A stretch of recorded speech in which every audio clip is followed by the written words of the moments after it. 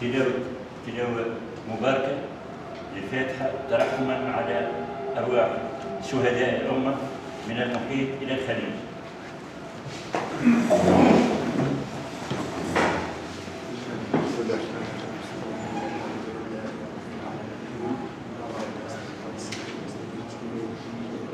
إياك نعبد وإياك نستعين اهدنا الصراط المستقيم صراط الذين أنعمت عليهم غير المغضوب عليهم ولا الضالين.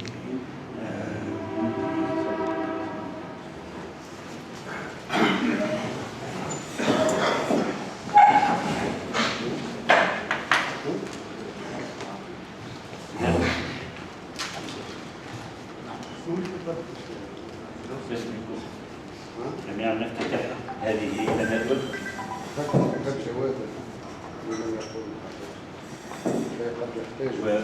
ونرحب بكم جميعا. نقص بذكر الأستاذ الدكتور الهادي الغيلوفي اللي إن شاء الله باش يفيدنا بمداخلة قيمة عن النظام الإقليمي العربي والأحلاف الدولية.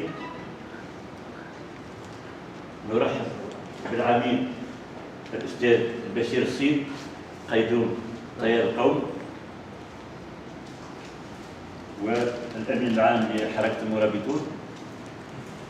نرحب بالأستاذ بالقاسم التيجاني أبرز مؤسسي الطلبة العرب التقدميين الوحدويون.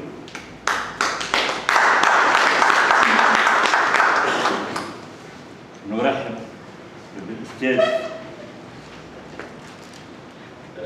عبد اللطيف الصغير رئيس رابطة جسور الإخاء بالكاف وعضو بحركة الشعب.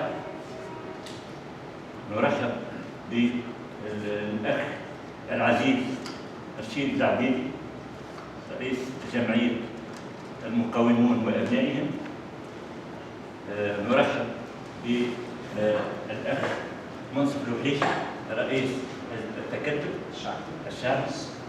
نرحب بالأخ العزيز عبد الكريم غالي رئيس حركة الوحدويون الأحرار. ونرحب بالأخ الشاعر الناصري سمير السحيمي.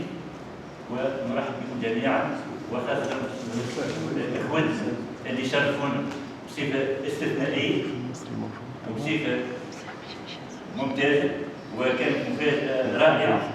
هما الأخ من موريتانيا والأخ الناصري من ليبيا. إن شاء الله باش نشكرهم المجال أنهم يقدموا أنفسهم وأنهم يعطونا فكرة وبسطة عن الوضع في ساحة ليبيا وفي ساحة موريتانيا.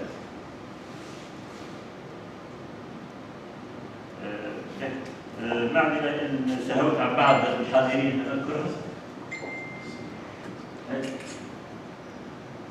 نسيت خونا السي سالم الحداد أيضا قيدوم التيار القومي واللي لا يمكن أن ننساه إن شاء الله.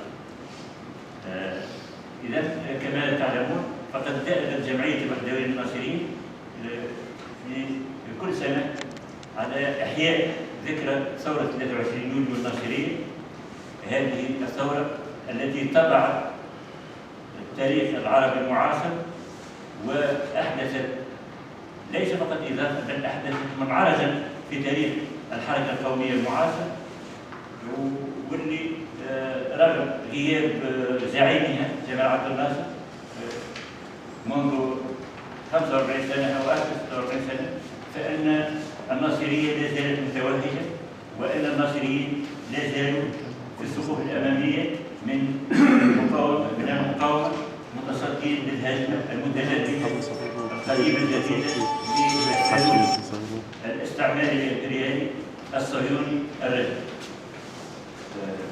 طبعا بالنسبة لندوة اليوم هي تكتسي أهمية بحيث أنها بعكس ما قد توحي له العنوان أن تتناول الجوانب التاريخية فإنها باش تقارن بين تلك الجوانب التاريخية وما نعيشه اليوم وكأن التاريخ يعيد نفسه بشكل من الأشكال.